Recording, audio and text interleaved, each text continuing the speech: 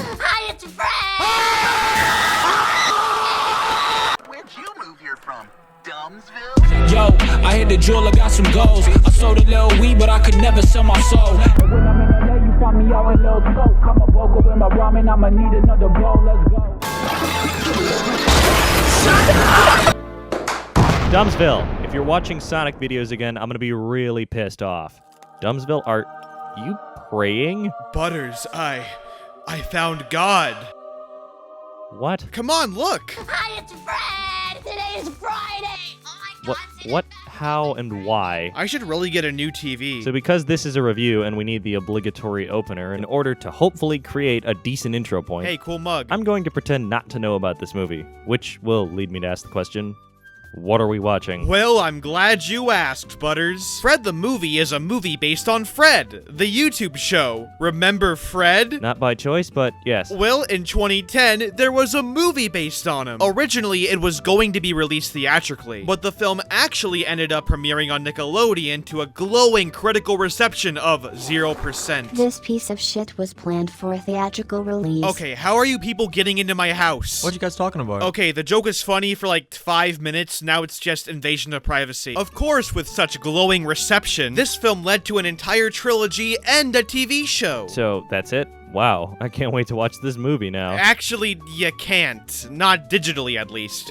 Excuse me, what? Yeah, for no discernible reason I could find, Fred the Movie is unavailable digitally, even though Fred 2 and 3 and even the TV show are available. This means I had to fast-track a DVD copy of Fred the Movie, and now I own it physically. Do you regret your purchase? Not one bit. You see, Fred the Movie is a hidden masterpiece that only Martin Scorsese could appreciate. You're being sarcastic, right? Wanna find out? I think this man has just gone completely insane. I mean, we could just not watch the movie and let his money go to waste. Okay, I clicked the play button and now we're watching the movie. Hi, it's Fred!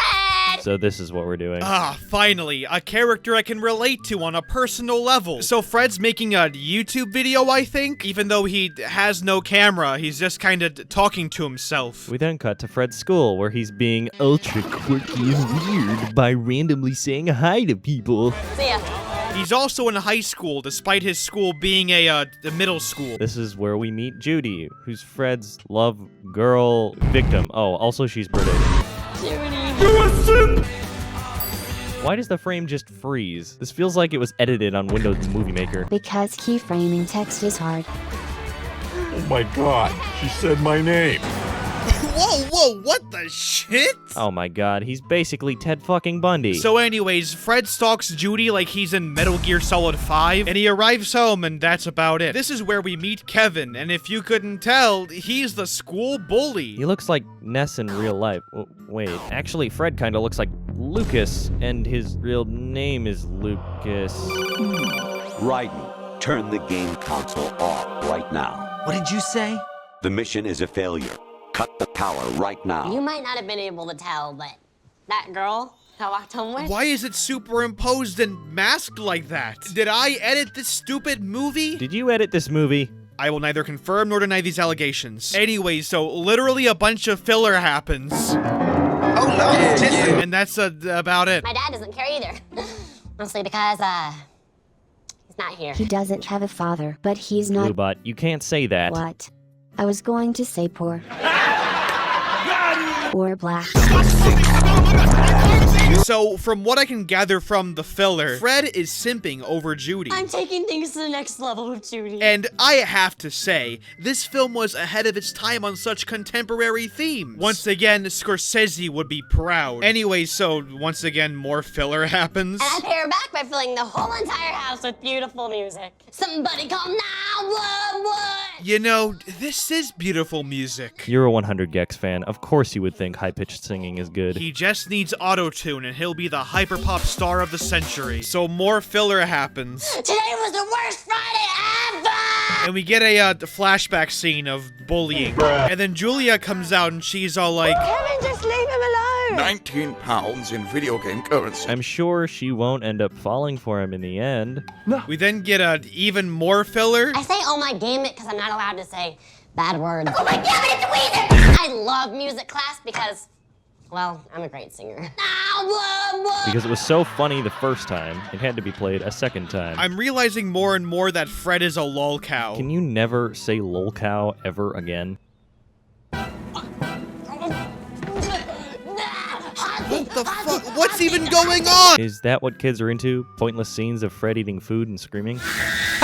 Anyway, so Fred picks out a shirt, and they're all the same shirt. Okay, come on, that's kind of funny. You think distorted vine booms and fart sounds are funny. He then keeps going on about Judy, before going into a fantasy where he's talking with her at a pool. I've just had a law passed that will have Kevin arrested for the way he sang to you. Whoa, what the fuck? This is actually Fred martial law. I can't tell who's worse, Ironwood threatening to nuke civilians in Ruby, or Fred banning shitty singers. Fred then reveals there's a wall between him and Judy, and he wants to break it down. So basically, Hey, no politics here. But racism is fine. Oh yeah, of course it is. It's based. I like you. This is where we meet Bertha. She's the edgy one. Holy shit, she's emo and played by Jeanette McCurdy? Man, if I were in high school, this would be my dream gamer girl. Actually, how old was she when she filmed this? Holy shit, I'm gonna come. She then leaves the scene. Bye-bye, semi-interesting character. Fred then goes inside and wishes for one thing, the advice of his absent father. Dad, what do you think I should do? Hey, how is that chair moving by itself? What are you, blind? Huh? But there's no one in the chair. He's right there. I think this movie's getting too spooky for me. Stop it. Okay, all joking aside though, John Cena is easily the best part of this movie. His acting and line delivery is actually really good, and dare I say it, he's actually funny. No! I wonder if John Cena used this for his audition tape before he was cast in Bumblebee. You gotta look at yourself and say, my time is now! And his name is Deadly Max DDD. That's it! I've got to invite Judy over so we can harmonize together. Because harmonizing with me will be so much smoother. Was that a fucking sex joke? Maybe? I'm not entirely sure. I feel like anything could be a sex joke in this movie. We then cut to another imagination scene. What is even happening anymore? Okay, let me try to piece this together. So we cut to Fred. He's sad about Judy, and then gets mad when he sees Kevin dancing in front of a mirror. Yeah, this is normal. So Fred decides to go outside and face his bully. Hey, Fiddlehorn, where you going? Huh? None of your business, Kevin. Holy shit, Lois. This reminds me of the freaking subway scene in Joker. How you guys gonna do that? Yeah, she hates everyone who can't sing, Kevin. I can sing. This whole neighborhood knows. The thing is, I killed you once. And it's not like I am fucking crazy. I don't know which is dumber, this sports-focused, overly masculine jock getting defensive over his singing talent, or getting offended by Fred. You know, this reminds me of my own high school experience. I'm glad I grew up and changed. Fred is then scared away by Kevin because he's a pussy, so he needs to come up with a different plan. However, his monologuing is interrupted by his mom, a character who is somehow just as obnoxious as Fred. Fred, what's going on in here? Mom, I thought someone was gonna attack me. This movie's pacing is like pulling at your own toenails. After that depressing character introduction, Fred attempts to figure out a different plan of action. Judy has such a beautiful southern accent. But she's British. But then John Cena comes back. I think, I'm not sure, I still don't see him. So after a pep talk from Jorp Cena, Fred gives the wall another go. This leads him to grabbing a trampoline and falling over a number of times. Does this man-child not know how to jump? So after a bunch of epic fails, Fred attempts Minecraft digging. Ow. Surprisingly enough, Fred finally digs his way to Judy's house, but dead. Oh my damn, I dug all the way to China! Thank you, Fred, for such insightful information. Fred then takes a bath, completely sensually, I might add. Wait, he takes a bath with his suspenders on? Fred then orders an invisibility cloak, and he imagines himself using it, but it turns out it's a complete scam in real life! That's what the kids call epic fail. So he goes into his mom's closet and becomes a femboy. I relate, Fred. I relate. So Fred goes to Judy's house, but the Asian family is still there. Oh my damn it, Asian people kidnapped Judy! I don't know who to call. I don't even know what number to call. Somebody call A now. third time. It was barely funny the first time. Why do I have to be subjected to this horde humor? But Spritzy doesn't. Because she's getting the groceries. What do you mean I can't get the discount if I don't have the value card? It's a value member only discount. You can't get the discount if you don't have the card. Oh, that's just stupid. I bet Butters and Lubot are having a better time over at Dumbsville's place. They're over at Dumbsville's? Why Why the fuck do you work at a grocery store, Spook? So Fred calls 911. Hello? It doesn't work so well. I'm not saying I wouldn't hang up on him too, but that's not a very good 911 operator. But then it's revealed by Fred's mom that Judy moved. Judy moved? Where to? Jesus Christ! Are we sure this is a kid's movie? Why didn't you tell me? I feel like I'm watching Marriage Story. What's a marriage story? Okay, you're uncultured. Anyway, so Fred throws a 3-minute tantrum and then goes to bed. I'm so alone. It Why? hurts so much. Stop singing. But then John Cena comes in the middle of the night. Fred! If you tell anyone about this, we'll both get in trouble. And takes Fred away in a fucking tank. Is this Fred or a Call of Duty campaign? Check it out, it's right there. It's classified. Okay, that was funny. Okay, you got me. One laugh. You know, this scene is actually funny. The comedic timing is funny. The juxtaposition is hilarious. It's a nice little military spoof. I wish the movie did more with it. It could have been a pretty interesting genre blend spoof movie. And then we go back to the actual movie. I got it. Judy wants me to come find her. I really doubt that, dog. I found Judy's address. Holy fuck, he just doxed her. Wow, he really is a Discord admin. Ew.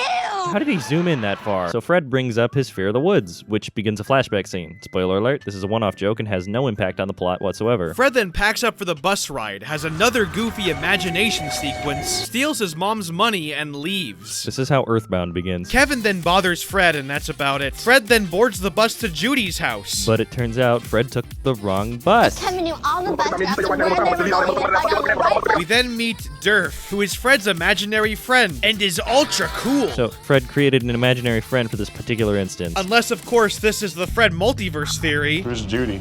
She's my, girlfriend.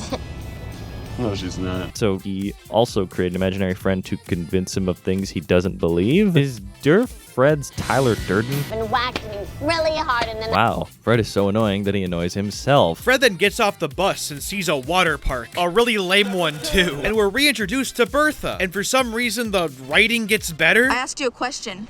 Are you Dong Ye Fong? What's Dong Ye Fong? Deaf. You had ong to each consonant. Dong, E, A, Fong. This is beyond weird. Whenever it's a character who isn't Fred, the dialogue is genuinely funny and kind of good, and yet, if it is Fred, it's like needles in your ears. In your brain. She then puts Fred in the sand for no reason. He then eats a fly because that's funny, and then hallucinates Kevin saving Judy. And that's about it. After this escapade, Fred goes to the laundromat to get cleaned off and... oh no, that is an image I did not want to see. Fred getting naked. no. Pierre, you wanna come out here? Get your butt out of here. So, since getting naked isn't allowed, Fred is kicked out of the laundromat, which leads him to go to a car wash to get clean. This is just Tuesday for me. It's about to get frightening 'cause I'm out with So Fred goes to a dog store, exclaiming that there's squirrels. They sell squirrels. This leads to a scene that lasts way too long of Fred, our likable protagonist, trying to illegally steal a dog. So not only is this literally filler, but it makes Fred even more unlikable. Did the guys who wrote Emo the Musical write this shit? My God, Gary! He's a gangbanger! Excuse me? What? I'm not sure the writers knew what gangbanging means. This is not the time for your drama, okay? This is amazing. We have a gay black man and an Italian man in a relationship afraid of gangbangers. Fred was inclusive before it was cool. Jeez, this movie is so mean-spirited. It's like pulling off your toenails. Pulling off your toenails is mean-spirited? Yeah, it's not very nice. Do Legos have toes? Anyways, so Fred meets up with a Mexican man. Are you a spaceman? Is that what you are? Dios mío, no me gusta la tonada de tu voz. It's like the screenwriters knew. So Fred screams for 50 years and approaches a dam. That's one big goddamn dam. Damn and diddy! Damn, Daniel! You know what this dam is made out of, don't you? Forced labor. So after some convincing by this guy, Fred is forced to confront the woods. This is where Fred meets You a good singer. a talking deer. Walking through the woods. You know, this would be funnier if it was significant to the plot. This is finally when we get the payoff to that one flashback from earlier. We see the kid from the flashback Fred played ball with. This leads to Fred screaming, and that's the scene. Why? That would have made for a way more interesting plot than whatever creepy high school romance thing they're doing. We then see Kevin driving with his mom and bullying Fred, and that's about it. And then Kevin... One more. Kevin, no. I'm gonna tell Dad! Don't tell him. What the fuck? That's kind of fucked up. Hey, I got a new tagline for this movie. Fred the Movie, a movie about domestic violence. We are then introduced to Durf. Thank God. Can we get a Durf spinoff? He's easily the best character who isn't Bertha. Fred then gets back on the bus and is back on the trail to Judy's house. We then have another random hallucination sequence. Once again, no bearings on the plot whatsoever. And this sequence is dragged out for so long, too, and halts the pace completely. It's basically one big red herring. Why couldn't we have more over-the-top crazy shit like the military part? That scene was funny. Wake up. Wake up. Wake up. Anyways, so Fred wakes up. Oh my God, the bus! We then get a shot of the map. Oh shit, write that down. I need this for my archival of Fred lore. You're writing down and archiving Fred lore? Yes! Why does this song sound like a MIDI arrangement? So Fred pulls up to the party and acts all goofy and weird at a party that, it turns out, he wasn't invited to. Woo!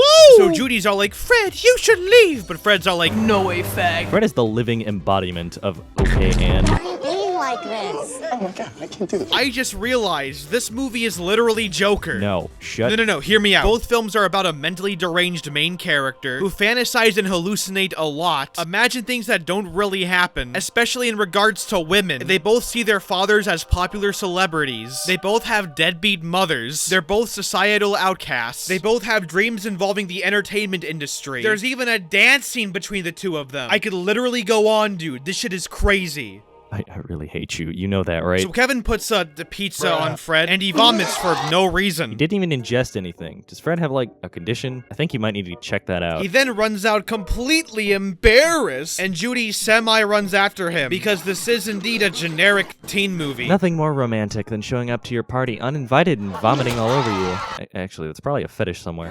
Let me tell you about a girl that I know. So Fred goes home and reenacts the PTSD scene from Apocalypse Now. Freddie, honey, who are you talking to? Wait, so he was talking to no one? Does Fred have schizophrenia or something? It's then revealed that Fred's incident was posted on the internet, because this is indeed a movie about YouTube. 47 people have seen this already?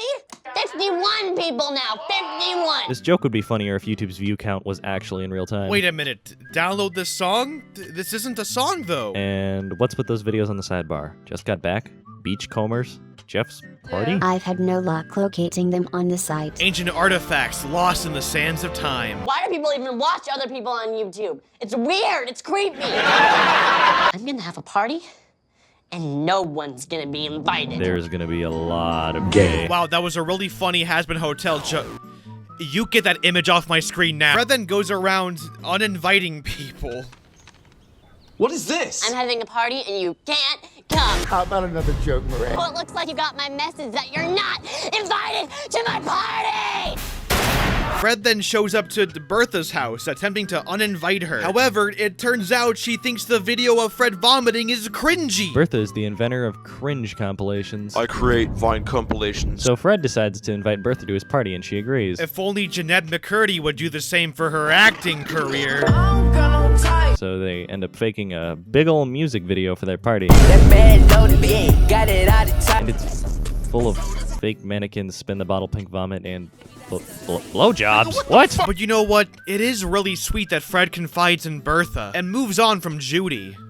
Too bad this movie completely fucking ruins it the very next scene, because this is a movie creatively devoid of good ideas. Meanwhile, everyone at Fred's school is jealous of his totally awesome party. Was this movie written in the 90s? It was an epic fail of the Freds. Why? That's what the kids call epic fail. Where did they even film this? Was this during actual school hours? We need to find this school. We need America's future children to go here. It's then implied that the one guy in the window who did the shit joke is Fred's real dad. So the shit joke was a plot point? You see, I told you this was like Joker. Can you shut the fuck up? So, anyways, no. Judy arrives at Fred's house and ends the film on the most generic note possible. And what's even worse, Fred chose this E-thought over the goth GF? I'm very disappointed. So they tell each other they'll sing together. Fred smiles and screams, and the movie ends. Go fuck yourself. So that was Fred the movie, and call me crazy, but I saw potential in it. Don't tell me you actually enjoyed it. Oh no, the movie's dog shit. But there are things I actually really liked about it. Some of the jokes were funny, especially with some of the more over-the-top moments, and I feel like the movie could have been a pretty decent surrealist black comedy. The issue is that it is a kids movie, so a lot of the jokes come off as mean-spirited and cruel, and in the worst possible way. Furthermore, the main character of Fred is a terrible main character. He's obnoxious, creepy, and whiny, and yet the film plays it off like we're supposed to like him. And furthermore, the ending once again basically ruins everything. It felt like an Air Buddies movie that got dropped on his head, and all of the following scenes are the delusional fever dream of a child who survived a horrendous car accident. And you know what, Butters? I have to agree with those lines you pre-recorded for me and I didn't listen to until just now editing this video. Now, if you excuse me, I'm throwing a party. Wait, is this a Fred the movie reference? Why, yes it is, and I'm also